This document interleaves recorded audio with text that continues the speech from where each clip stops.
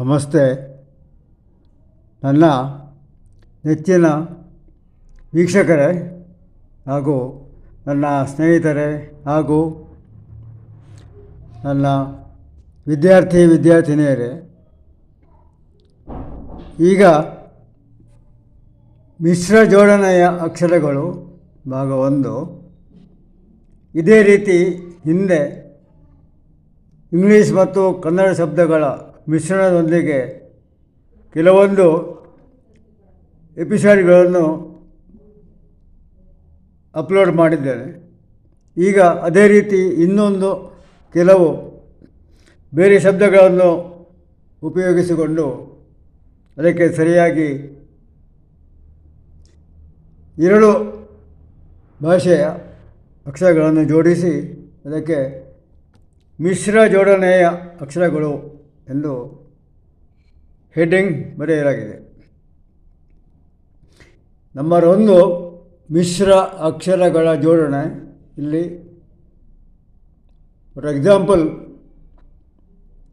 MI ಅದು ಇಂಗ್ಲೀಷಲ್ಲಿ ಇದೆ, ಶ್ರ ಕನ್ನಡದಲ್ಲಿ, ಅಕ್ಷ ಕನ್ನಡದಲ್ಲಿ, RA ಇಂಗ್ಲೀಷಲ್ಲಿ, ಗಳ ಕನ್ನಡದಲ್ಲಿ,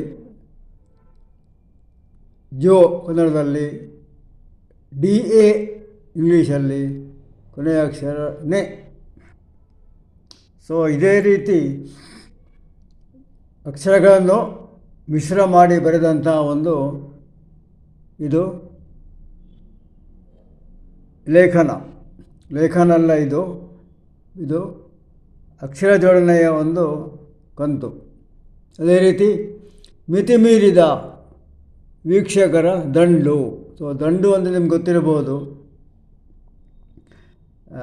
ಜನಗಳು ಸೇರಿರುವ ಜಾಗ, ಸಮೂಹ. ಇನ್ನೊಂದು ನೆಕ್ಸ್ಟು ಐರಾವತ ಆನೆಯ ಬಣ್ಣ ಬಿಳಿ, ಬೇಗನೆ ತೆರೆಯೋ ಬಾಗಿಲನು. ಆಮೇಲೆ ಅಹಿಂಸೆಯ, ಇಲ್ಲಿ ಅ ಮತ್ತು HAM, ಹಿಂ, ಅಹಿಂಸೆಯ ಸೆ, ಪರಮಾವಧಿ. ಸೊ ಇನ್ನು ಮನೆ ಮನೆ ನಂದಾದೀಪ. ಅದೇ ರೀತಿ ಮನೆ ಮನೆ ಅವಾಂತರಗಳು. ಸೊ ನೆಕ್ಸ್ಟು WHU, W ಅಲ್ಲ, ಸಾರಿ,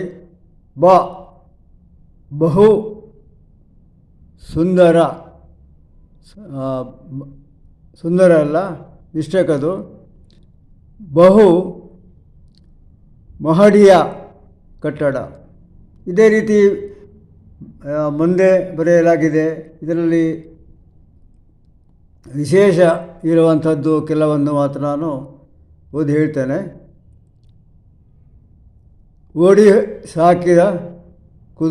ಓಡಿ ಹೋದ ಸಾಕಿದ ಕುದುರೆ. ಆಮೇಲೆ ಮೊಸರು ಕುಡಿಕೆಯ ವಿಶೇಷ.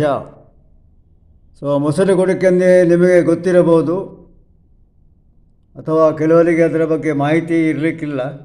ಆ ಶಬ್ದ ಇದು ಶ್ರೀಕೃಷ್ಣ ಗೋಕುಲಾಷ್ಟಮಿ ದಿವಸ, ಜನ್ಮಾಷ್ಟಮಿ ದಿವಸ ಉಡುಪಿಯಲ್ಲಿ ಜರುಗುವ ಒಂದು ಸ್ಪರ್ಧೆ.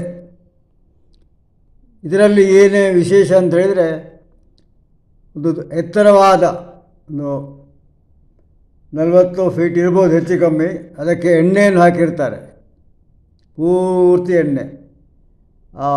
ಅದರ ಮೇಲೆ ಒಂದು ಮೊಸರಿನಲ್ಲಿ ಇಟ್ಟಂಥ ಒಂದು ಮಡಿಕೆಯಲ್ಲಿ ಮೊಸರನ್ನು ಇಡ್ತಾರೆ.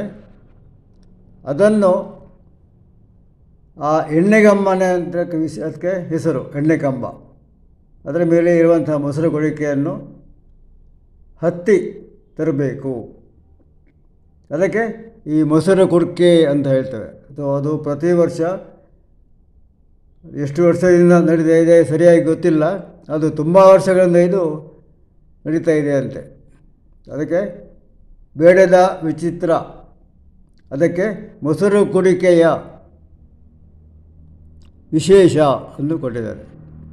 ನೆಕ್ಸ್ಟು ನಾಯಿ ಬಾಲ ಡೊಂಕು, ಕಾಣದ ಅವತಾರ, ಗಂಟೆಗೆ ಒಂದೇ ಸ್ವರ, ಗೋಮುಖ ವ್ಯಾಘ್ರ, ಸ್ಟುಪಿಡ್ ಇಡಿಯಟ್, ಅಲ್ಪಮತಿ ಹೀನ. ಸೊ ಇಲ್ಲಿ ಬೇರೆ ಬೇರೆ ಕೆಲವೊಂದು ಇಲ್ಲಿ ಕೆಲವು ಶಬ್ದಗಳನ್ನು ಸ್ವಲ್ಪ ಮೊದಲಿಗಿಂತ ಸ್ವಲ್ಪ ಸಣ್ಣದಾಗಿ ಬರೆದಿದ್ದಾರೆ. ನೆಕ್ಸ್ಟ್ ಹೊನ್ನಿನ ಕಿರಣಗಳು, ತಪ್ಪಿದ ಅನಾಹುತ, ತಪ್ಪಿದ ಅವಕಾಶ, ತಿಳಿಗೇಡಿಯ ಅಸಭ್ಯತೆ, ತುಂಬಿದ ಕೊಡಗಳು, ಸುವರ್ಣ ರೇಖೆ. ಅದೇ ರೀತಿ ಬಾಕಿದು ಈ ಕಡೆ ಬರೆದಿದ್ದೇನೆ. 18ರಿಂದ 34ವರೆಗೆ ಒಟ್ಟಿಗೆ 34 ಶಬ್ದಗಳ ಜೋಡಣೆಯನ್ನು ಇಲ್ಲಿ ಕೊಡಲಾಗಿದೆ. ಇದರಲ್ಲಿ ವಿಶೇಷ ಇರುವಂಥದ್ದು ಮುಸಲಧಾರೆಯ ಜೋರು ಮಳೆ. ಆಮೇಲೆ ಅರ್ಧ ಮುಚ್ಚಿದ ಬಾಗಿಲು, ಸೊ ಬೆಳೆದ ಕಾಟಾಚಾರಗಳು, ಅರ್ಧ ಸುಟ್ಟ ರೊಟ್ಟಿಗಳು, ಆರೋಗ್ಯವೇ ನಮ್ಮ ಭಾಗ್ಯ, ಯಾರಿಗುಂಟು ಯಾರಿಗಿಲ್ಲ,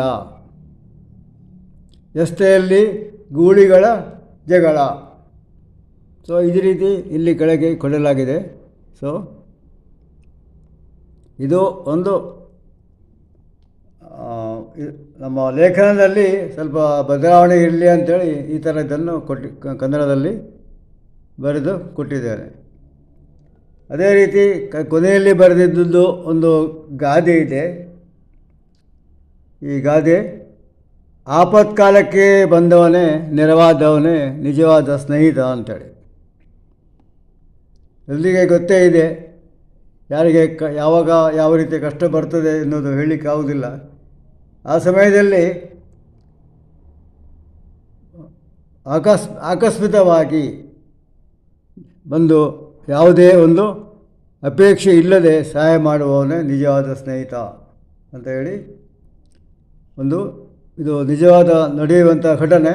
ಅದು ಒಂದು ಗಾದೆ ರೂಪದಲ್ಲಿ ಬರೆಯಲಾಗಿದೆ. ಗಾದೆ ಇದೆ ಅಂಥದ್ದು. ಸೊ ಇಲ್ಲಿಗೆ ಭಾಗ 1 ಮುಗಿಯಿತು. ಇನ್ನು ಮುಂದಿನ ಭಾಗ ಪ್ರಸ್ತುತಪಡಿಸುತ್ತೇನೆ. ಬಾಯ್ ಬಾಯ್.